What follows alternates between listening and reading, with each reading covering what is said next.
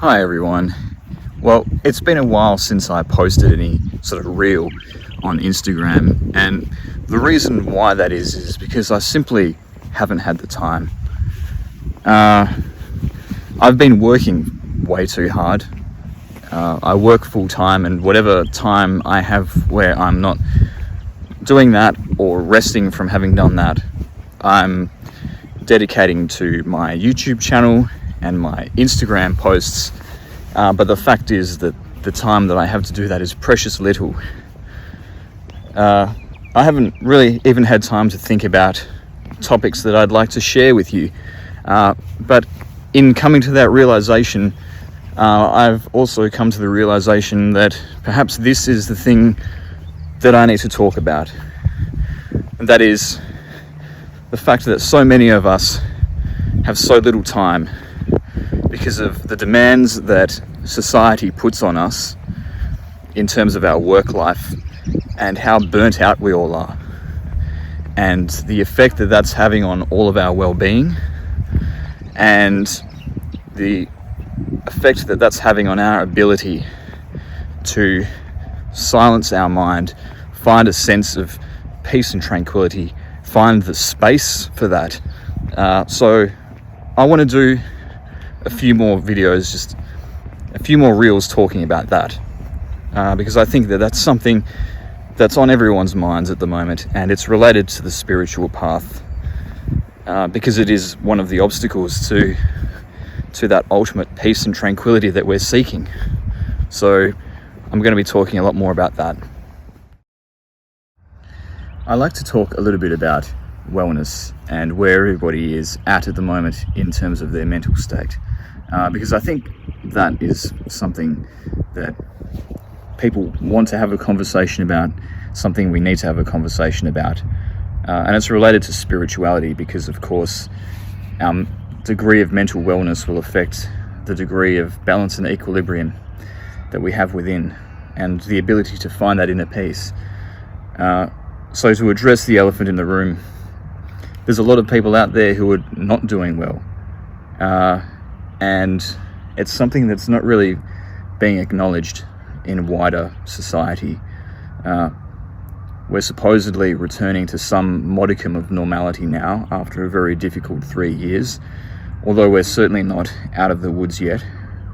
And I can just feel it. I just feel that the media, all of our cultural institutions are going to start pretending like everything's okay again, like we can just move on, like nothing ever happened, like people aren't still wounded from that 3-year period.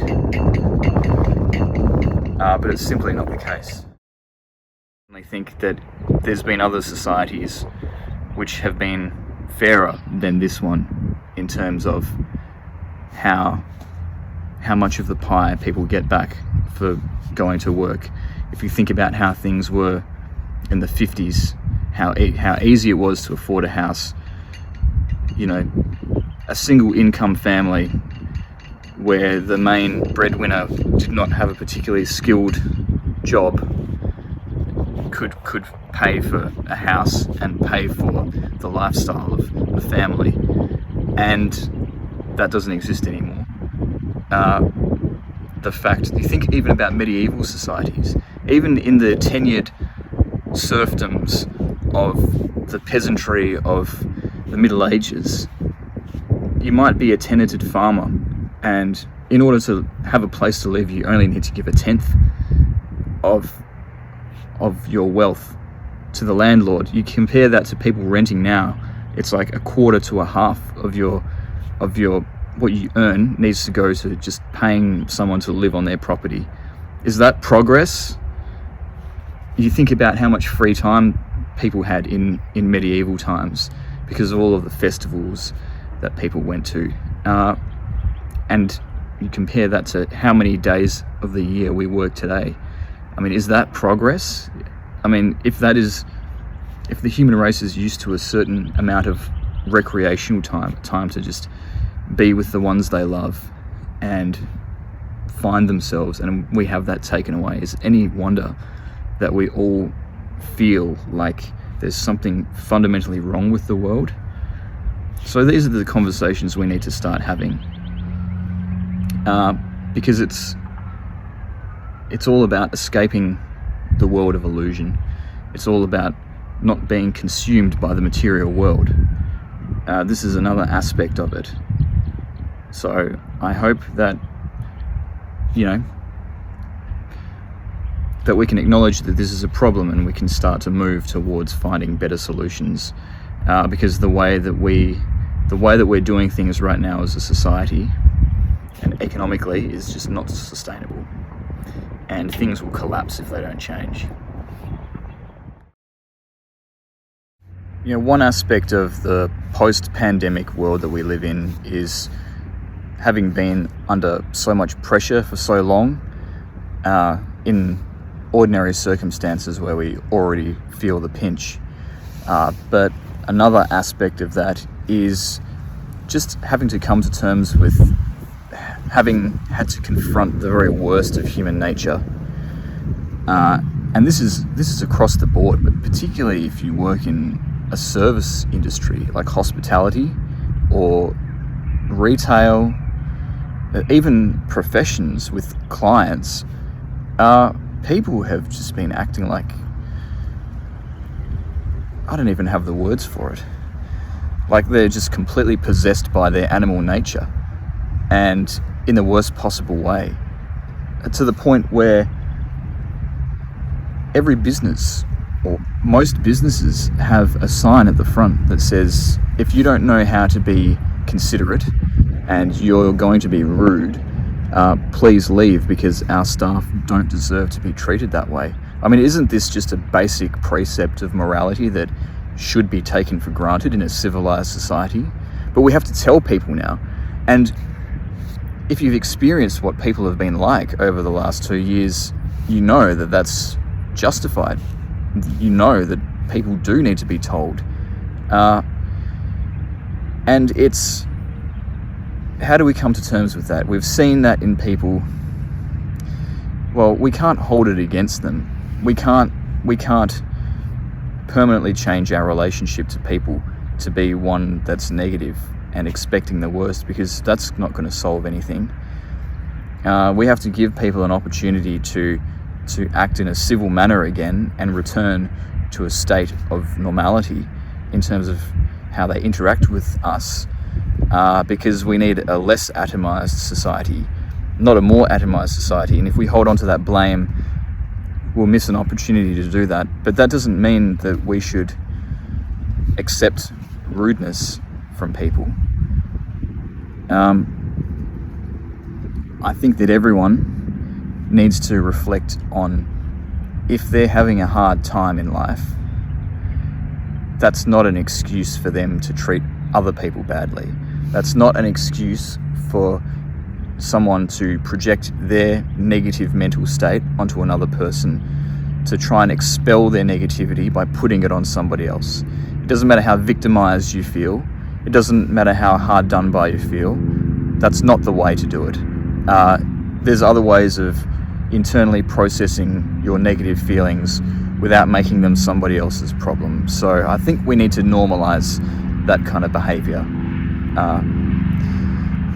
as well as trying to be a bit forgiving, and understanding that everyone was sort of pushed to the edge as much as we can without excusing bad behavior. I've done a few reels on post-pandemic wellness now on my Instagram. One thing I haven't spoken about in as much detail is the way that what's often called toxic positivity is going to get us nowhere in terms of coming to grips with this collective experience. You could call it a collective trauma if you like, although for some people it wasn't quite as acute as that, I don't think. And I don't want to downplay the suffering of the most vulnerable communities, but certainly we've gone through this collective experience that has made us deeply uncomfortable psychologically. And when trying to think about how we can address these feelings of having been through a dreadful experience. One thing that I think doesn't help is just thinking positive, just being positive, just changing our mindset and just moving past it. That's not the right thing to do. If we do that, we're just going to repress all of these feelings that we have, that we need to come to terms with, even if they're unpleasant feelings. So it's better to just acknowledge, if you're not okay, that's fine. You shouldn't be judged for losing your sense of calm and your sense of having a positive mindset, because however much we may intend to be moving towards a more balanced, tranquil, positive way of being, everybody has their limit in terms of how much stress they can take before they reach breaking point. And that is not something that they can help. It's just their nature. And it takes a long time for people to change. It takes a long time to build up resilience and the mental discipline to not be affected by the world and all of the horrible things and the disappointments that this world has to offer, a veritable smorgasbord of them. So if you haven't been okay these last few years, acknowledge it. There's nothing wrong with you. It's okay to feel that way. And once you acknowledge it, that's when the healing process really begins. So I guess what I'm trying to say is it's okay to not be okay. So just reflect on that, and then maybe you can start to return to a peaceful state of mind again.